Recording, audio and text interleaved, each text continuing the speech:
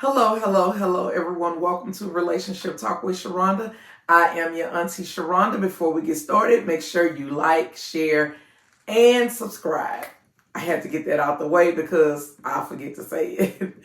I don't know how many of you all that are keeping up with I guess celebrity news, but Keisha Kaur and Gucci Mane were doing an interview, and they were talking about his mental health and basically how she helps him deal with it, right? And speaking from someone who has dealt with mental health in a marriage, I understand what it feels like to be on the side of caregiver, right? So let's talk about it because it was a lot of things that were said in that interview, and a lot of people commended her. And the thing is, I commend her too, right? Because I understand what in sickness and health means. I understand what that looks like, right? But I made the comment, and I got a lot of flack about the comment that I made. I made the comment that at this point in my life, at 45 years old, I'm going to opt to not want to be in a relationship with somebody that is battling with mental health or drug abuse. That's the statement that I made, and some people felt the way about it, right?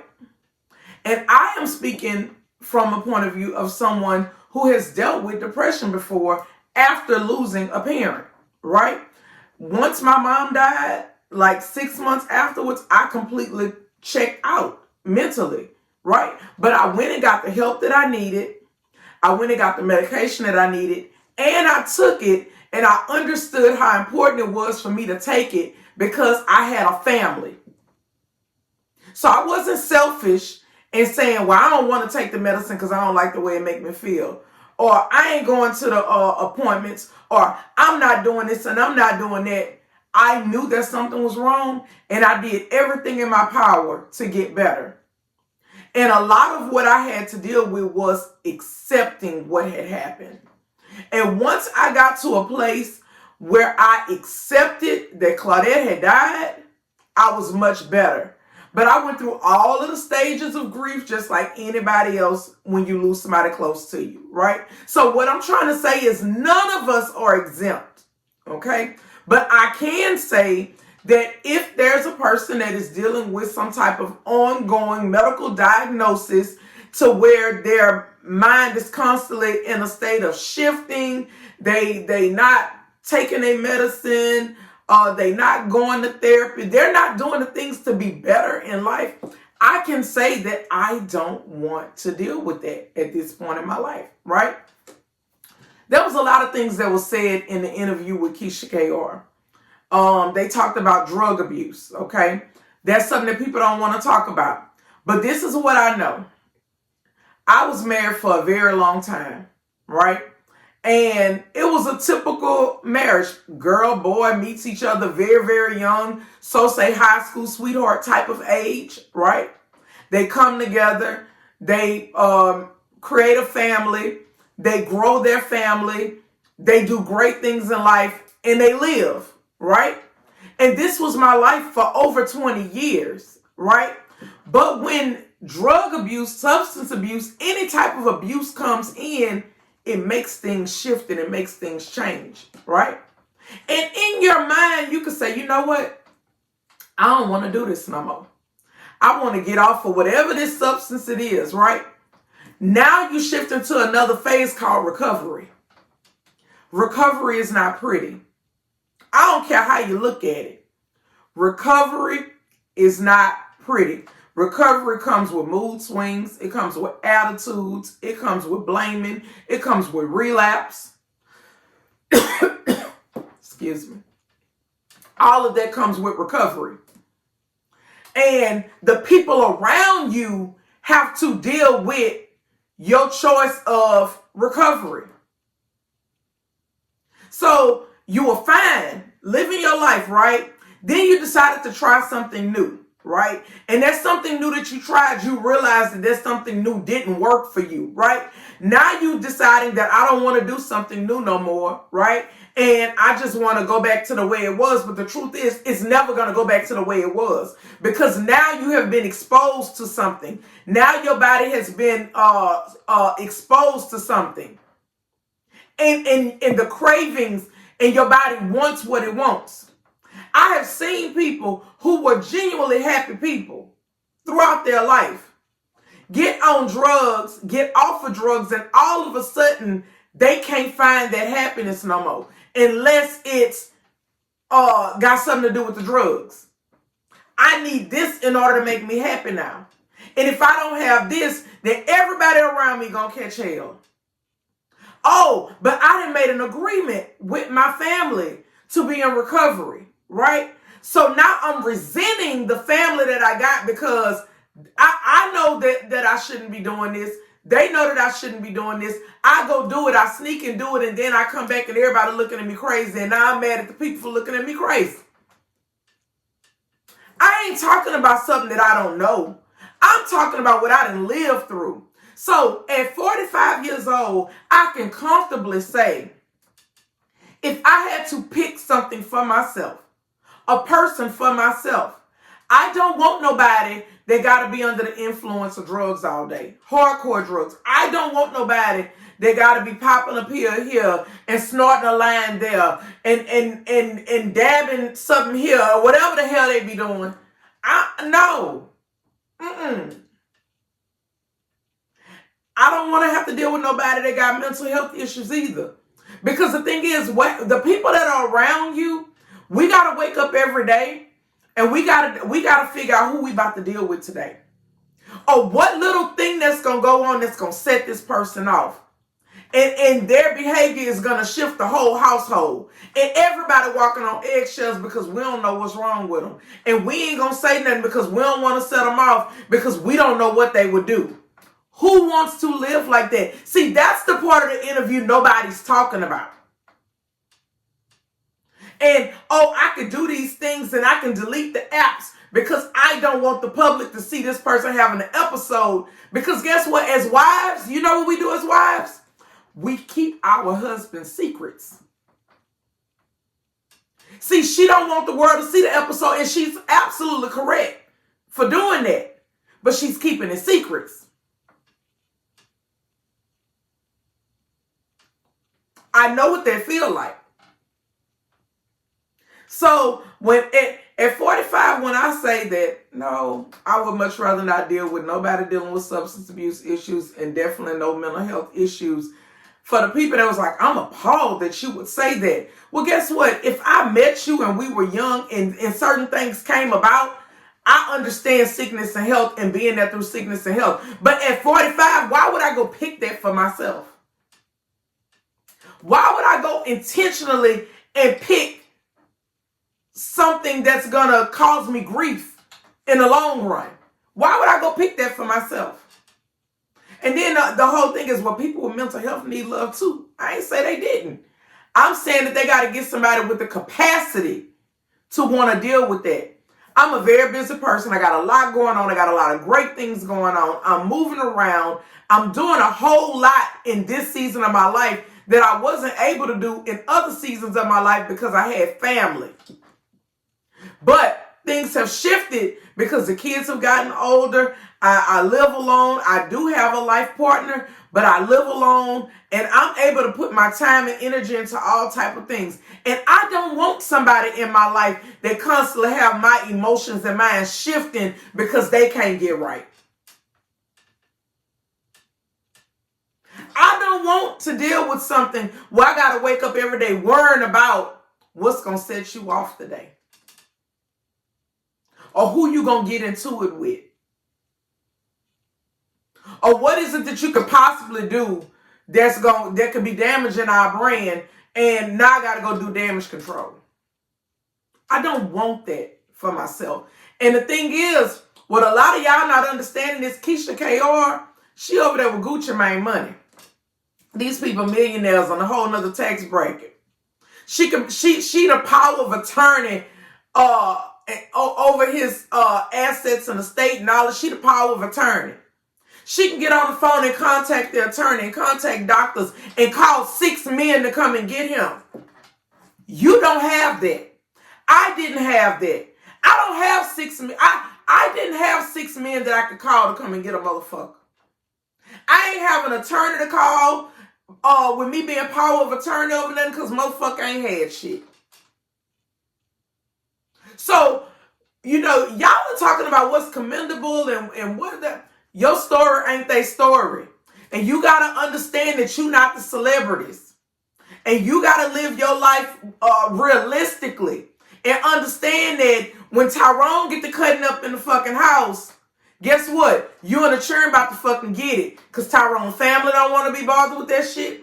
Tyrone friends gonna turn a fucking a blind eye to that shit because that's Tyrone house and his business. And guess what? You and the churn, y'all over there dealing with Tyrone by yourself. Trust me, I'm telling you what I know. When I got to calling family and telling them, look, this was going on over here. What they did, hung up the phone and called somebody and talked about us. It felt like that was good for us because we thought we was more and we thought we was better and we thought we was this, that, the other. And when I would talk to friends and say, hey, don't give him this, don't do that. This is causing problems in my house. Guess what the friends did? Turned the fucking blind eye and still gave it to him anyway. So family and friends, they ain't showing up for you. They ain't showing up for me. They don't give a fuck about Tyrone the way that we give a fuck about Tyrone. They don't. So I want you to understand why is a lot of y'all ready to go ready to be a nurse's aide to a motherfucker. Your resources ain't Keisha Core resources. And another thing is, when these things start to happen in these relationships, you go from wife, and as a wife, we wear a lot of hats, right? But you go from wife to caregiver. It's okay to go to wife to caregiver. We understand what that means. But what happens is the intimacy is impacted. Because now it's hard for me to look at you in an intimate type of way because I'm your caregiver. And when you're having your episodes and you being mean and nasty and ugly to me, it's hard for me to be intimate with you. Because in my mind, I'm remembering all this shit that you done said to me. We gotta stop acting like as women we not human. We gotta stop acting like we don't have feelings and emotions and shit that motherfuckers do to us don't hurt us. That woman said on that interview, but one thing that if she's gonna be honest, she gotta talk about the hurt that she go through too. Because when you're dealing with somebody that's having these manic episodes, not only does it hurt you to watch them go through it, but it hurts you when they take shit out on you. And you know you hadn't did nothing but try to be good to them. Who want that for themselves?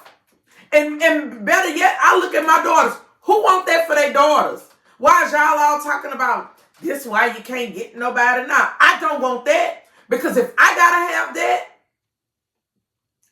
have that, I would rather be single and like they say, die alone. I would much rather that. Because one thing I know is, I know where my peace come from. And I know living in a household with that, ain't no peace in that. I don't give a fuck how big the house is. It ain't no peace in it. So, Auntie understands what it means to be a virtuous wife. She understands what it means to be all of that. But my thing is, men got to understand what it means to be virtuous to us too. And if you got problems, take your medicine. And if you ain't on no drugs, don't go get on none. Because a lot of those episodes and all of that come from them throwing fits because they can't get high. And I'm telling you what I know. Baby, when you see a person that want to get high and they mind is craving all of this different stuff and they can't get to it, or either they can get to it, but they battling with themselves because they told their family they wasn't going to do it no more. Oh, that's something to deal with in the household. dealing with somebody that's going through recovery. That's something to deal with. So, I ain't never looked at nobody and said that I wanted what they had. I didn't. Because what I know is, yeah, you see all of that, and you see the money that was given for this line, and she grew it and she multiplied. I ain't knocking the woman that she is, because I believe she one hell of a woman. I ain't knocking it at all. Right? But I also know that don't you go take your ass over there and sign up for no shit like that, because you ain't got the benefits that Keyshia Cole got coming behind it. You can't go, your husband can't go have an episode, Tyrone up in there flipping out, tearing the whole fucking house up, and you just say, you know what, I think I'm gonna go shopping today. That ain't your reality. Or Tyrone cutting up, and you just say, you know what, I'm gonna go get me a room in another city. I done that before. I done left and went and got a fucking room in another city because I had the money to be able to do it. And even with that, it was a problem. But where I'm going to go? I ain't got no fucking parents. My grandparents, I'm not bringing my bullshit to my grandparents. I don't have no siblings.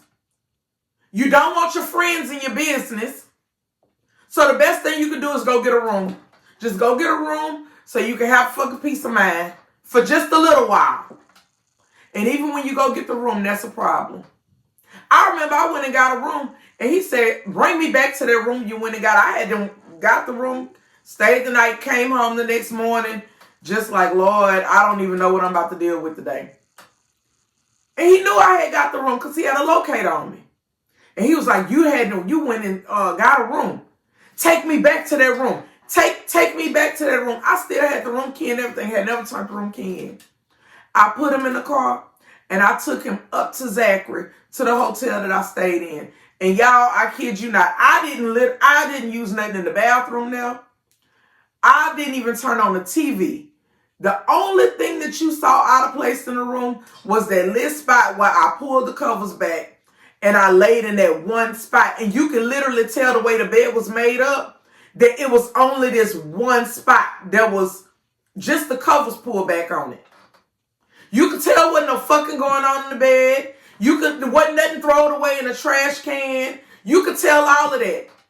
And when he walked in that room, and I'm telling you, and he may get upset, but when he walked in that room and he looked in that room, he knew that nothing had went on in that room but me up in that bitch trying to go to sleep to get a fucking peace of mind and trying to keep people out of our business. And I'm like, you saw what you're looking for? And he asked me to leave the room. I left the room and left him in it and went and got in the car. And waited for him to come out. And he said nothing. But you know it got to be bad anytime your wife got to go and get a fucking room somewhere just to get a peace of mind. And she ain't going to get that bitch to go fuck on nobody. She getting it just to have a fucking peace of mind because you raising that much hell. Over nothing. You don't want that for yourself. And I ain't about to tell no woman to sign up for no shit like that. If you in a situation and your person developed this over time and y'all being together, I completely understand in sickness and health. I get it. I get it. But at 45 years old, going out there meeting these men with all these problems, drug recovery, addiction, abuse, all that, you crazy as hell if you want to sign up for that. Not unless you enjoy being on a roller coaster, going up and down and up and down and up and down. Because some people like that type of excitement in their life. I like peace in my life. I say it all the time. I ain't had a bad argument in almost 3 years. Now, I done had a disagreement where we done seen differently about some shit and we was able to reach a resolution concerning whatever it was. But I'm talking about an argument, no resolution, no nothing, just chaos.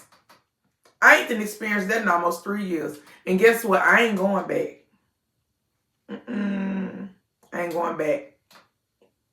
So, understand, like I said, I commend Keisha Kayor. She said she married this man knowing that he had all this going on. Let me tell you something. I don't need no green card. I don't mind working and taking care of myself. I don't mind none of that. And as long as I got breath in my body, I'm going to do whatever I got to do to have a peace of mind. That's going to wrap me up for today. You all be blessed.